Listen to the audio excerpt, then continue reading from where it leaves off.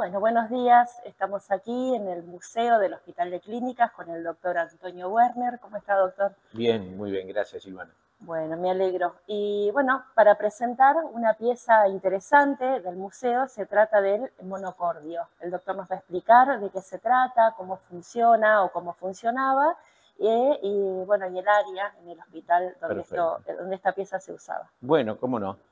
El monocordio que ustedes van a ver acá es una pieza, como dijo Silvana, muy interesante del museo, que perteneció a la primera cátedra de otorrinolaringología que funcionó en el Hospital de Clínicas, fundada en 1894, por el cual fue la primera cátedra en América Latina de otorrinolaringología por el profesor Eduardo Ovejero. Este instrumento es el antecesor del audiómetro clínico electroacústico con el cual actualmente se estudia la audición de los pacientes.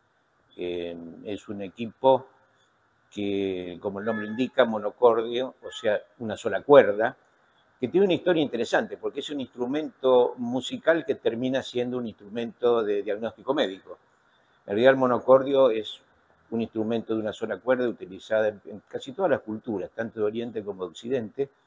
En Occidente fue nada menos que Pitágoras, el 500 años antes de Cristo, lo utilizó para su cálculo matemático de por qué las cuerdas cuando se alargaban o se acortaban cambiaban la frecuencia.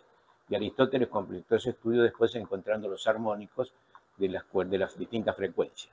O sea, lo que se estudiaba con este equipo es solamente la frecuencia que escuchaba el paciente, no la amplitud de lo que se mide en decibeles, ¿no? O sea, la intensidad del sonido, solamente se podía medir la frecuencia.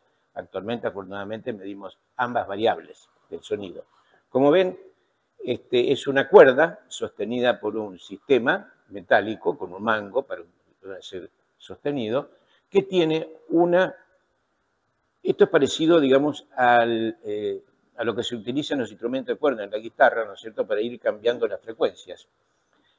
Con esto se cambia la frecuencia, o sea, la longitud, ¿no es cierto?, de la cuerda que va a ser estimulada para que suene. Con esto lo que se estudiaba es qué frecuencia se escuchaba más o menos el paciente, lo cual es importante para el diagnóstico clínico de las hipoacusias, de las sorderas.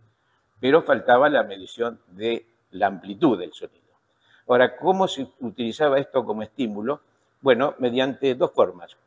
Como un instrumento de cuerda, o pulsada o frotada, ¿no es cierto? Con un pequeño martillito se percutía, o si no, se utilizaba la cuerda, exactamente, como si fuera un violín.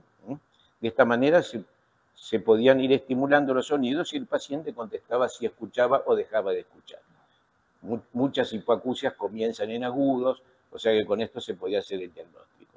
Así que bueno, esa es la importancia que tiene este monocordio de Struiken, como es la marca que figura acá, que Struiken es un holandés que fue el creador de este instrumento a principios del siglo XX y se siguió utilizando hasta 1940 más o menos, cuando aparece el actual audiómetro electroacústico, el audiómetro clínico.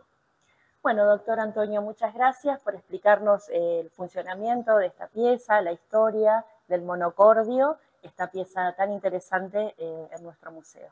No, gracias a ustedes y a su disposición cuando me necesiten. Gracias.